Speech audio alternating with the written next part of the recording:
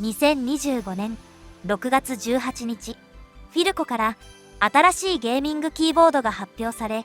7月2日に発売されました。その名はマジェスタッチルーチェ60。名前こそマジェスタッチとなっていますが、これまでのフィルコとは一線を画すモデルとなっています。この動画ではマジェスタッチルーチェ60の特徴を紹介しつつ、新たに販売が開始されたキースイッチチェリー MX ノーザンライト軸のモデルを入手しましたので、その打鍵動画と既存のスイッチで特性が近い静音赤軸との比較動画をお送りします。それでは行ってみましょう。勝手にフィルココレクション。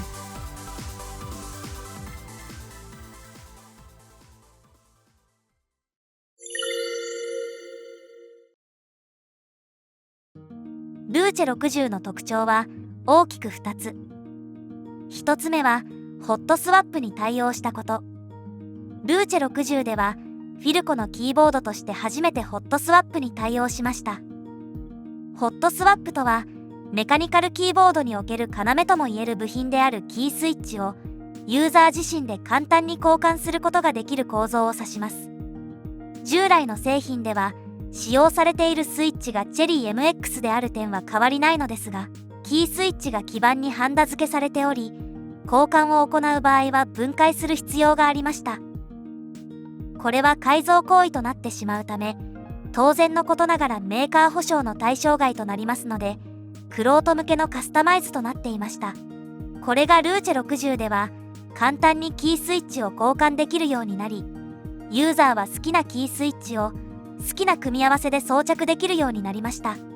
例えばキーによってオーカーツの異なるスイッチを装着したり、 FPS ゲームなどで多用する WASD キーを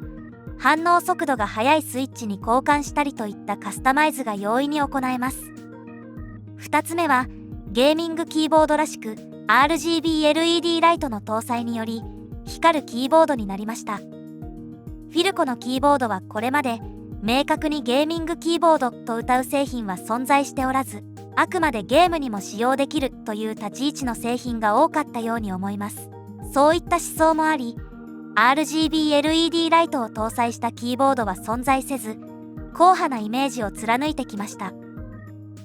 これを象徴するのがマジェスタッチスティングレイという製品で、キースイッチ自体は LED の光を透過できるタイプのスイッチを採用しながらも、肝心の LED は搭載せず、公式サイトでも光らせるために必要な部品点数の増加と、それに伴う不良発生リスクの上昇を抑え、キーボードの基本性能である入力に特化した製品としましたという解説まであったのです。それに対しルーチェ60では明確にゲーミングキーボードであることを謳い、光るキーボードになりました。これら2つの特徴だけでもルーチェ60がフィルコの歴史上いかに革新的でチャレンジングな製品であるかがお分かりいただけるかと思います。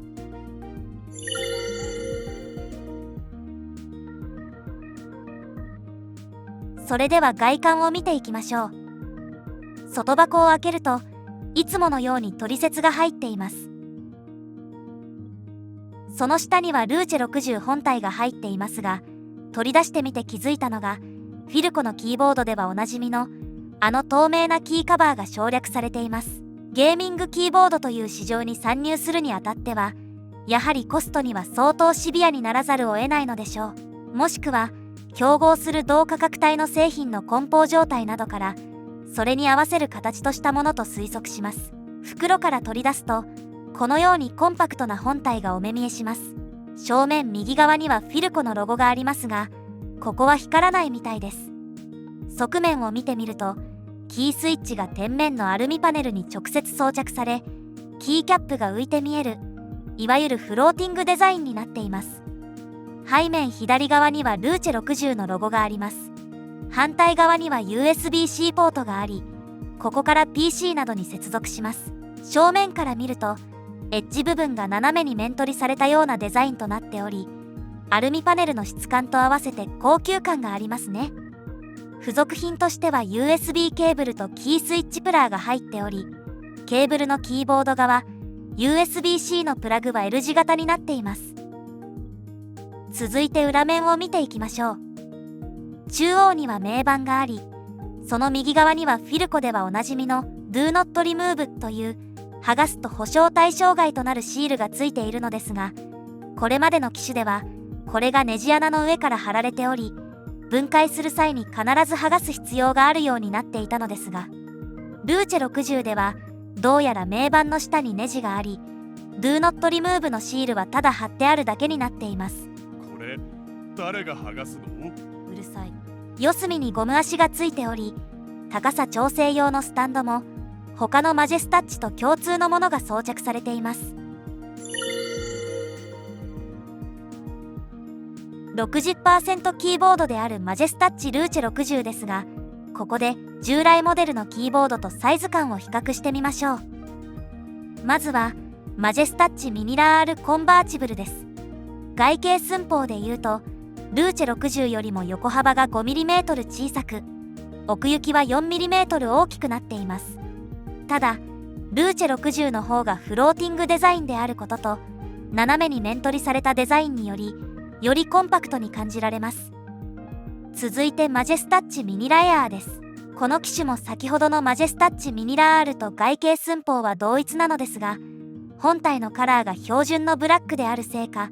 さらにずっしりとした印象です。60% キーボードでありながらカーソルキーが搭載されているため、今でも中古市場などでは人気のある機種です。続いてはマジェスタッチザクロというマクロキーボードです。このキーボードは 65% キーボードに位置づけられているため、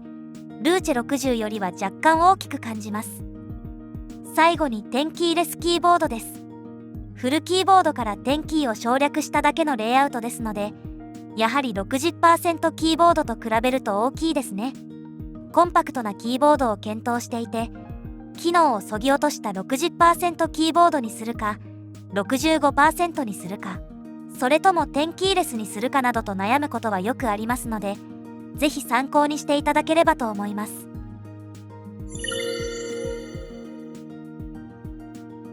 今回入手したルーチェ60は新たに販売が開始されたチェリー MX ノーザンライト軸を搭載しています。ノーザンライト軸は静音タイプのリニアスイッチの新モデルで、接点、つまりアクチュエーションポイントが静音赤軸より若干浅く、またキーを押し下げていくにつれ重くなっていくオーカーツの変化が静音赤軸よりも緩やかになっています。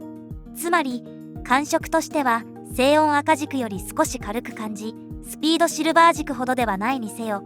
応答速度が速く、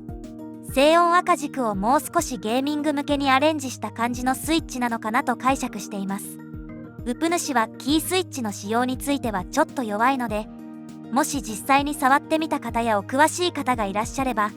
ぜひコメント欄で教えていただけるとありがたいです。今回ご紹介しているルーチェ60はノーザンライト軸のモデルですが、追加で静音赤軸のキースイッチも用意してみました。せっかくですのでルーチェ60のホットスワップ機能を生かして両者の打鍵音を比較してみたいと思います。前半がキーを一つずつ打鍵した打鍵音比較、後半は簡単な文章入力の打鍵音比較になっています。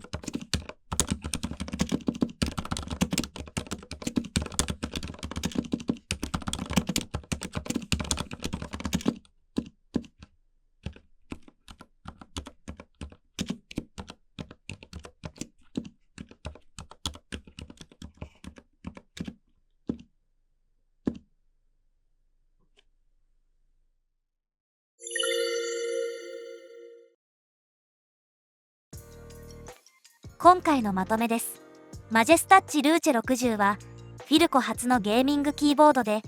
フィルコでは初採用となるホットスワップと RGB LED ライトを搭載した 60% キーボードです。サイズ感はマジェスタッチミニラシリーズとほぼ変わりませんが、そのスタイリッシュなデザインによりさらにコンパクトになった印象がありました。店頭販売モデルはチェリー MX の赤軸、スピードシルバー軸、そしてスイッチレスの3モデルがラインナップされていますが、オンライン限定でその他のスイッチを搭載したモデルも販売されています。そして発売から1ヶ月経たずしてノーザンライト軸、紫軸がラインナップされ、オンライン限定での販売が開始されました。勝手にフィルココレクション。今回は当チャンネルとして初めて新商品を取り上げてみましたが、いかがでしたでしょうか。動画の感想やこの機種についてもっと知りたいことなどがありましたら、ぜひお気軽にコメント欄でお知らせくださいね。このチャンネルではフィルコ製品を100台以上所有するウプ主が自身のコレクションの中から毎回独自の視点でフィルコの製品を紹介していきますので、ぜひぜひチャンネル登録やコメント、高評価をお願いいたします。ここまでのご視聴ありがとうございました。また次の動画でお目にかかりましょう。バイバイ。